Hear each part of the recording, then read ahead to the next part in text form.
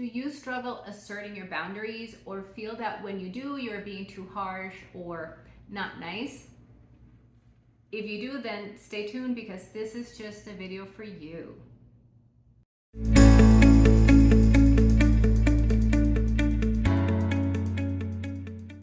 Hi, I'm Linda and welcome to my channel. I am a life coach and an intuitive healer. Now, if you're someone who is in the spiritual journey and have put some effort into your personal development, you've probably felt this way before. I mean, this is a very common problem that I see with tons of spiritual people. And I've actually been struggling with this myself very recently. Now, there may be many reasons why this happens, but it is often a coping strategy that we develop to survive the circumstances of our childhood, right? The being nice. And it did its job then, we're here, we survived, but the approach is now no longer serving us. In this particular case, people that experience difficulty with asserting their boundaries tend to have a pattern of people pleasing.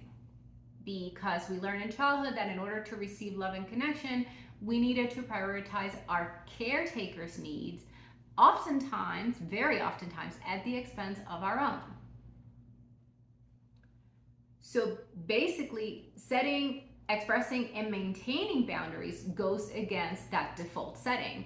And we are constantly feeling inadequate about our own needs and desires, so we never learn the skills needed to manage boundaries. With that as our foundation, we then grew into adults that are always concerned about pleasing others and being nice. But what is also important to remember is that being nice and being kind are not the same thing. Think about it and really feel into the two words for a moment. For me, niceness is about how you're being perceived. We don't want to say something that may hurt someone else because they will think badly about us or because it makes us uncomfortable to upset them. It's about us. If we're gonna use a very mundane example, you could think of when your girlfriend is going out on a date and asks you if her outfit looks good, right? Maybe you think it looks horrible, but the nice thing to say is, oh, it looked great, right? Why do we do that? Because that way we don't have to feel uncomfortable telling her the truth and end up in an awkward situation. But what I would argue is that if you really care about your friend, you want her to look her best and you want your compliment to be genuine.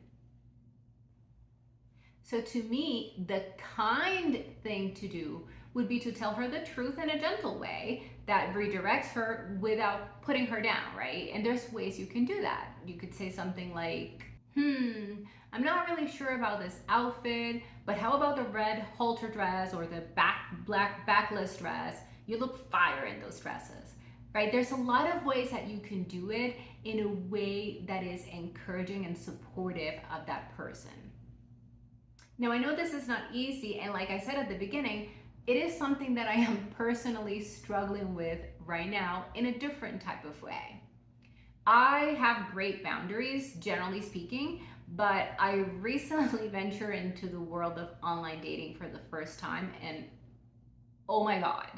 So I'm not gonna get into the gory details of that, but suffice it to say that we all can struggle with boundaries even when we are good at them. Because situations are different and connections are different, right? So it's sometimes a little bit hard to navigate boundaries with different or new people. Suffice it to say that when it comes to online dating, I definitely need to improve in my boundaries because I found myself being nice rather than being kind and honest about what I want and what I don't want. Something I say often is that ultimately, being nice is about minimizing your discomfort, while being kind is about maximizing someone else's well-being. So it's important that we learn to exercise some discernment. And speaking about discernment, that actually brings us to a major misconception about boundaries that I see quite often, which is that boundaries are about telling people what they have to do. They're not. Boundaries are not about what others can and cannot do. They are about you. What the other person chooses to do with the information you provide them about your boundaries is their choice. You can learn more about this on my video about boundaries here on the channel. But in short, telling someone that they cannot cheat on you, for example, is not a boundary. That actually sounds more like an order, and in my experience, people don't respond well to those at all. A boundary is you expressing your need, your desire, and or what you are willing to accept or not. So in that example, the boundary would be better expressed by saying something like, I do not tolerate cheating in my romantic relationships. If I find out you cheated on me, I will be hurt and won't be able to trust you, so the relationship will probably be over. Can you see the difference between those two? Again, this is where discernment comes in.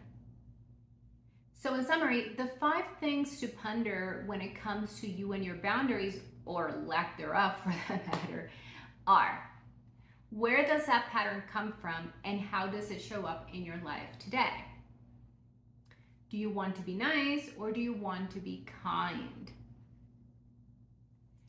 Navigating boundaries may feel different with different people and in different situations. Boundaries are not a way to control or exclude others. They're a way to include others in your process and let them exercise their free will. And number 5 is to practice expressing your boundaries so you can exercise that muscle, because that will bring you awareness and help you break the pattern. In fact, if you want, you can express some of your boundaries below in the comments. Thank you for your time, and as always, until next time, I am Linda Feliciano. Namaste.